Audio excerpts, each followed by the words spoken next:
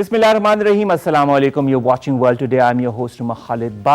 And as you know, the details that have emerged on the international scenario, on the national scenario as well, our Prime Minister Imran Khan is going to address the nation very soon, and we will take you to that, whether it comes during the program or after that.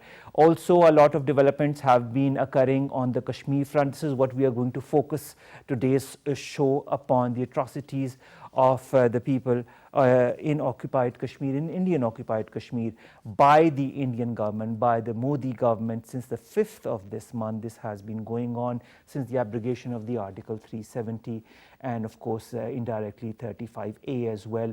The amount of troops that are there, the amount of atrocities that have been committed in the past, but since this abrogation also due to the lockdown, people are devoid of the necessities of life like medicine. People don't even know how many casualties there are because all the communication links have been cut, whether it be television, whether it be newspapers, or whether it be media. The people who are in Indian occupied Kashmir are relegated to that area. We do not know what is exactly happening to them, but they are confined in their homes. But despite that, sometimes we do see them coming out. They are not even allowed to, of course, offer their prayers, and the leaders of the Hurriyat movement or the other Kashmiri leaders have been either confined to their homes or have been put in jail. This is the situation that has been happening. Also, British parliamentarians have come to Pakistan. As the Speaker of the National Assembly, Asad Kaisar, held presser with them. We will talk about that as well. At the G7 in Biarritz, Donald Trump and Narendra Modi also addressed media. We will also be talking about that, how all of that stands up for the regional situation, but more than the regional situation, how it all stands for the people, for the oppressed people of Indian occupied Kashmir. Where do we see all of that going and how it's going to shape up in the next few days, weeks, months, who knows.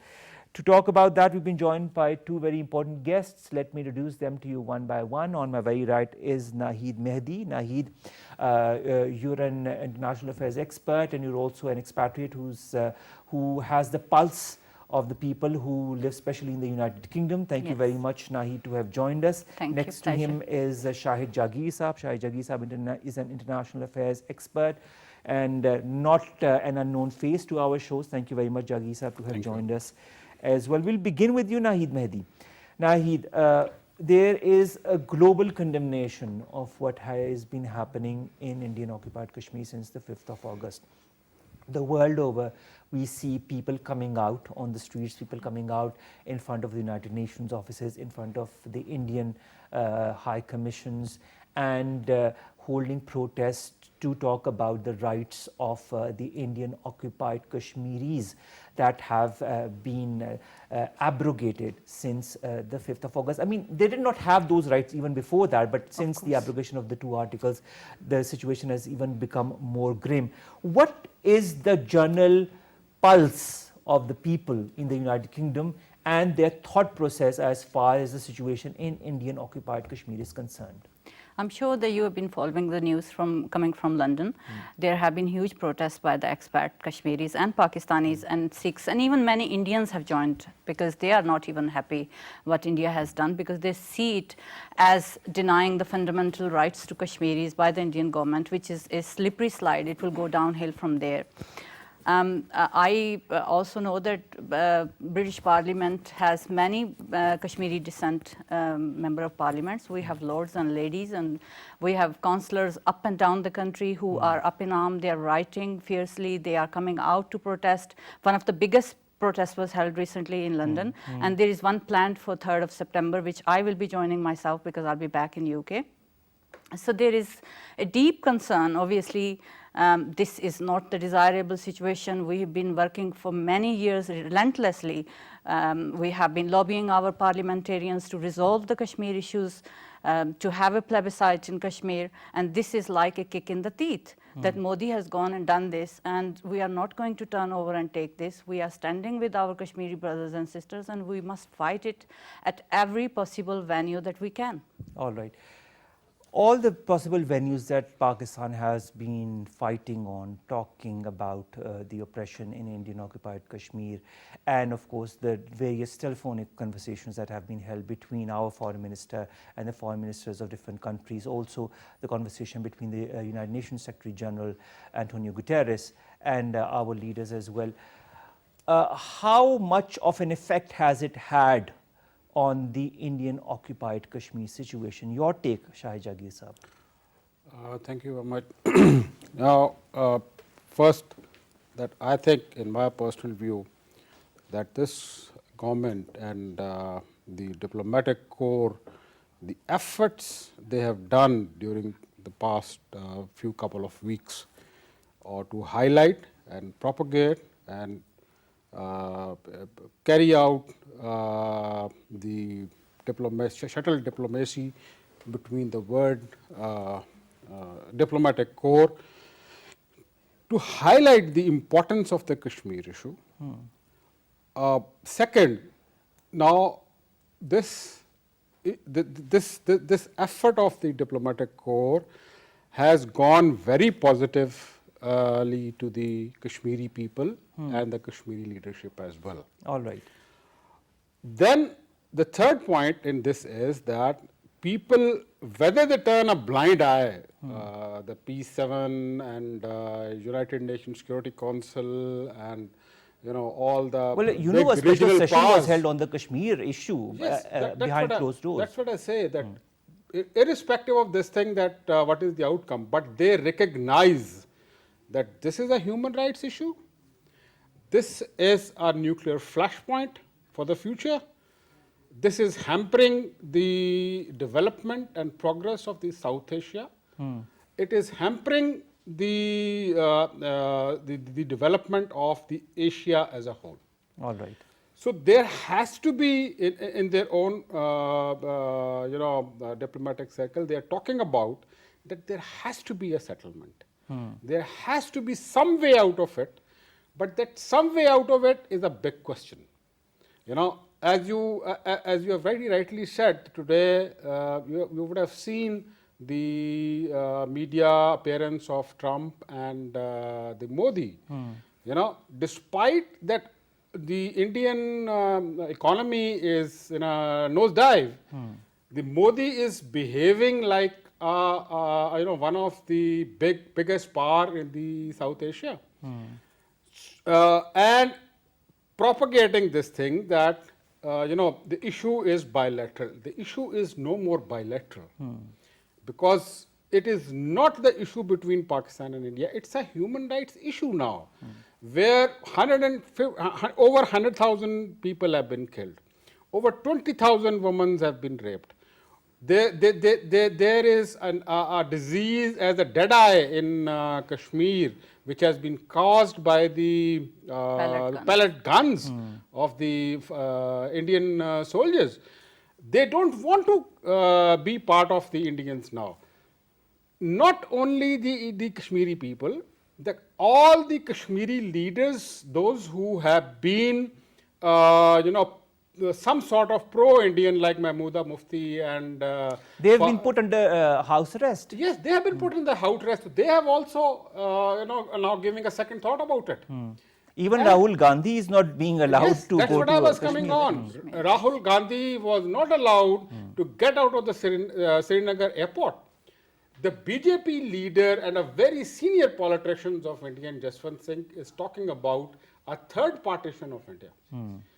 This, and the highest thing, the most alarming thing as far as the India is concerned, that if this spark of religious fanaticism, if it moves down in other parts of the India, so what will happen? Where 20 independent insurgencies are at the moment going on. So all this thing has been brought in front of the diplomatic corps in a very, very positive way. Now it is the time for them to act and act justly and act quickly before it is too late. All right. Before it is too late, Naheed, Mehdi, what is too late in your point of view for an expatriate who's been living in the United Kingdom? You've been talking to so many people who are there in Europe as well. What is the general sentiment of the people there as far as the IOK situation is concerned? What do they want? I think what has been lacking is that we have we didn't have any foreign office working for previous past year, 5 years. We did not have the shuttle diplomacy. Indian lobbies are very strong, and that is a fact in every capital. Although if you look at only at the British Parliament, we have more parliamentarian in Parliament from Pakistani Kashmiri community, but this has come and there hasn't, like we've been caught napping. Our members, although they've been very vocal and they've been doing their thing, but perhaps something was missing. All right. And you know, they need to build on that. But I would also like to raise another point. You will be aware the Sikhs are having their 2020 referendum. I think Kashmir's struggle should also align itself with that. And they should also call for a 2020 referendum, if not 2020, 2021 then. Because there is a great need for now Kashmiris to build a momentum and to really fight fiercely. This is their last chance, because this has not come all of a sudden. If you look at the history of Palestine, what Israel has been doing in Palestine, India is literally copying that. And if we just sit down and think India is going to give all the rights to the people of Kashmir, as they say, economics incentives and this, that and the other, it is all a pack of lies, and we need to bring it into open and make world understand that India is not serious about human rights. India is not serious about giving rights to Kashmiris or Sikhs. And we have to keep it in the national arena, international arena. This is not bilateral, by the way, between India and Pakistan. There is third party. There are Kashmiris. There are Kashmiris, and they are also a party to this. So this is already a trilateral problem. So America and India has no right to speak for Kashmiris. Right. There should be Kashmiris speaking for All right, Jagir themselves. Saab, abrogation of the Article 370, and of course she pointed out to something that's interesting, but everybody knows that as well. The similarity between the Palestinian situation and what is now being made to happen in Indian-occupied Kashmir. Now more and more Hindus will be made to go in Indian-occupied Kashmir byland, so that they slowly and steadily become a majority, and then in a couple of years when a referendum happens, they say, oh, you see, the majority are no longer Muslims. I mean, this is what exactly in due time the Indian government or the Indian authorities want to do. They want to suppress the rights of the Muslims of Indian-occupied Kashmir. And it's not just relegated to IOK. I mean, you can also see what's happening during the Modi government to Muslims and Christians in other parts of India as well. The mob lynching, the people who've been killed because they've been eating beef and other things. Do you feel, sir, in your point of view, that the international authorities, whether it be the United States, Europe, where Modi is currently present as we speak, or the United Nations, or the Islamic Council, or the other organizations that are there that are a collection of different states, might be able to pressurize India to change their stance? And if they still do pressurize, will India eventually change its stance? What's your take on that? Look, for the answer of this, you have to look the world in the regional environment. You know, international politics, with due respect, is very cruel. Your interests are permanent, your relations are not permanent. Till the time, if you are at the giving end to somebody, yes, people will side by you. America in Afghanistan, and CPEC coming up as an important thing of Belt and Road Initiative of China, is very, very important. 2 pointers which we can bargain. All right. And we should very clearly bargain on this. All right. There is no, government is very clear and they know. But the economic interest of the big Gs in India, because of the population and their corporate interest, that is the one which is holding on to speak the truth. As I said, they know the truth. They know the problems going on in Kashmir. But they have their own vested interest. That is why they are not saying things openly as they need to. They have their own vested interest. Can I just? But yes, they have to. Yes, I would like to say, economic interests are the top priority of every nation, but human rights are the basic fundamental rights. No humans, no trade. So what are you going to do? Basically, they cannot ignore the plight of Kashmiri people. Kashmiri people are suffering. If First Lady of America, previous First Lady of America can stand up for the women's education in Afghanistan, why cannot they speak for the closed schools and colleges in Kashmir where children are not being allowed to go to school? Where is your human rights and your humanity? Why not you speak now when Kashmiris are suffering? Is it because they are Muslims? I ask this question to everyone. All right. A very interesting analysis, sir. We are a bit short of time because the Prime Minister is going to address the nation. Ladies and gentlemen, this brings us to the end for the time being of this show, World Today. We are talking about the atrocities on the people of Indian occupied Kashmir, what has been happening on the national and international arena. We've talked a little bit about it. We will watch, of course, the address by our Prime Minister, and then we'll return to what has been said by the Prime Minister, and in the wake of that, how it needs to be done. Allah Hafiz.